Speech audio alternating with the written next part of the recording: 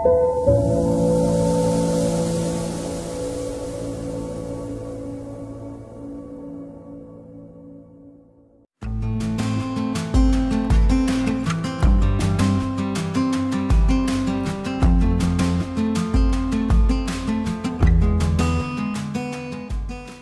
ప్రాంతాల్లో ప్రధానంగా ఏ అంటే ఆదివాసీల్లో కూడా వివిధ వర్గాలు సమూహాలు ఉండేవి కదా, ఎవరు ఉండేవాళ్ళు? ఇక్కడ బంజారాలు ఉండేవాళ్ళు, మనకి అమరాబాద్ సైడ్ నల్లమల చెంచులు, ఆ తర్వాత వరంగల్ కోయలు, భద్రాచలం. అప్పుడు ఆ భద్రాచలం ఏరియాలో కోయలు పనిచేశారండి చాలా మంది, నిజాయితీగా పనిచేశారు. వీరమరణాలు, అసలైన వీరమరణం, 10 మందిని 50 మందిని ఎదుర్కొని మరణించారు. ఇక్కడ మన దగ్గర కొద్దిగా పట్టుబడము, రహస్య జీవితంలో భాగంగా వాళ్ళని చుట్టుముట్టడము అలాంటివి జరిగేది. వాళ్ళ మీద పాటలు రావడము, అదన్నీ కూడా స్త్రీలు పాడుకోవడం. మొట్టమొదట రమా మేల్కోటే ఇంట్లో హిమాయత్ నగర్లో తెలంగాణ రైతాంగ పోరాటంలో పాల్గొన్నటువంటి మహిళలన్నీ గురించి మొట్టమొదటిసారిగా నేను ఒక లెక్చర్ ఇచ్చాను. దాని నుంచి వాళ్ళు మనకు తెలియని మన చరిత్ర పుస్తకాన్ని కూడా వేయడం నాకు జ్ఞాపకం వస్తుంది, చాలా ఆనందం కూడా వేస్తుంది. వాళ్ళ చరిత్ర ఇంకా అసంపూర్ణంగానే ఉంది. అది ఆ ప్రయత్నం చాలా గొప్పది, దానికి కంటిన్యూషన్ రావాల్సిందే. ఎందుకంటే ఈ మహిళల పాత్రని అర్థం చేసుకోవడానికి మనకున్న ఆలోచన ధోరణులు, మెథడాలజీ మనం ఇంకా ఎవాల్వ్ కాలే. చరిత్రలను సేకరించాం కానీ అలాంటి ప్రయత్నాన్ని కూడా మనము చేయవలసి ఉంది. ముఖ్యంగా ఆదివాసీ స్త్రీల చరిత్ర, వాళ్ళు పోరాడారు, కుటుంబాల్ని కాపాడారు, పంటలని వేశారు, పంటలని కోశారు, పంటలను ఇంటికి తెచ్చారు, ఉద్యమాలు చేశారు. ఇది ఎన్నో రకాలైనటువంటి అనుభవాలని వాళ్ళ నుంచి మనము గ్రహించవచ్చు. అయితే ఇవే కాదు, అద్భుతమైనటువంటి రాగాలని సృష్టించింది వాళ్ళే. మనకు నల్లమలలో చెంచు పహాడీ గానం రాగం ఉంటుంది, అట్లాగే గోండుల రాగాలు. అప్పటికి 3-4 శతాబ్దాలలో శిష్ట ప్రభావము భావన పెరిగినప్పటికీ కూడా ఆ రాగాలను వాళ్ళు చరిత్రకారులు, సంగీతజ్ఞులు వాళ్ళ పేరుతోటే పేర్కోవడం జరిగింది.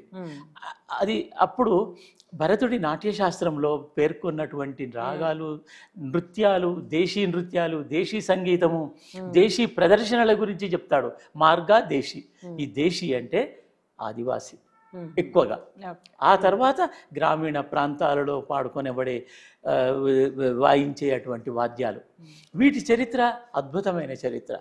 వాటికి కంటిన్యూటీగా మనము 2వ శతాబ్దం అంటారు, అది చరిత్ర, అది విషయం ప్రధానం కాదు. కానీ 2వ శతాబ్దం అటు ఇటుగా రాయబడినటువంటి ఆ గ్రంథము నుంచి మనము తక్కువ పరిశోధనలు జరిగాయి. అసలు కంటిన్యూటీ లేదు. అంటే చరిత్రకారుడు అంతకు ముందు యుగాల నుంచి తీసుకోవాలి. ఎందుకు కంటిన్యూటీ లేకుండా పోయిందంటారు? అంటే అధ్యయనం లేకపోవడము, రెండవది ప్రాధాన్యత ఇవ్వకపోవడం. మనం ఇస్తున్నాం ఇప్పుడు, కానీ అంతకు ముందు వాళ్ళు ఇవ్వకపోవడం వల్ల ఆ చరిత్ర, కళారూపాల చరిత్ర, సంగీత చరిత్ర, భారతీయ సంగీతం అంటే మళ్ళీ మనకు ఇటీవలి కాలంలో ఉన్నటువంటి హిందుస్థానీ, కర్ణాటక మ్యూజిక్ గాయకులు ఇవి. కానీ అంతకుముందు వీటికి మాతృకగా వాళ్ళు పాడేవాళ్ళు. ఇప్పుడు వేదాలని మనము గౌరవిస్తాం. వేదాలు రిసైటేషన్ ఉంటుంది, ప్రాంతాన్ని బట్టి ఉంటుంది, నార్త్ సౌత్ ఉంటుంది. అట్లాగే ఈ ఆదివాసులు వాళ్ళ పూర్వజులను గుర్తు చేసుకోవడానికి ఒక రోజు ఉంటుంది. ఆ రోజు వాళ్ళు తీసే రాగాలు అత్యద్భుతమైనవి. అంటే అవి మనకు ఆదివాసీ వేద గానాలు అంతటిది మనకి ఎఫెక్ట్ ఇస్తాయి. వాళ్ళ పూర్వజులను మర్చిపోరు. వాళ్ళు చేసినటువంటి చాలా వెనక్కి కూడా వెళ్తారు. చాలా వాళ్ళ వాళ్ళ అవన్నీ కూడా పురా జ్ఞాపకాల నుంచి తీసుకుంటారు. వాళ్ళ ఎందుకు అడిగాను నేను, ఈ పురా జ్ఞాపకాలు ఎందుకు ఇవి అంటే, వాళ్ళు లేకుండా మేము లేము కదండి. అది అది అది అత్యద్భుతమైన వాక్యం. అది వారసత్వం, రాజుల వారసత్వం.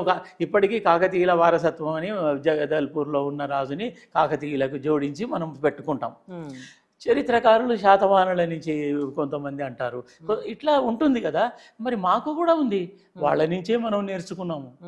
పూర్వజులను పురాస్మృతులను నెమరేయడానికి మళ్ళీ సంస్కృతి, సాహిత్యము, సంగీత వాద్యాలు, వాళ్ళు వాడే వస్తువులు, వాటిని చూపించడము, ఇవన్నీ ఒక కర్మకాండలో భాగంగా, రిచువల్లో భాగంగా, ఒక కొలుపులలో భాగంగా వాటిని ఉపయోగిస్తారు.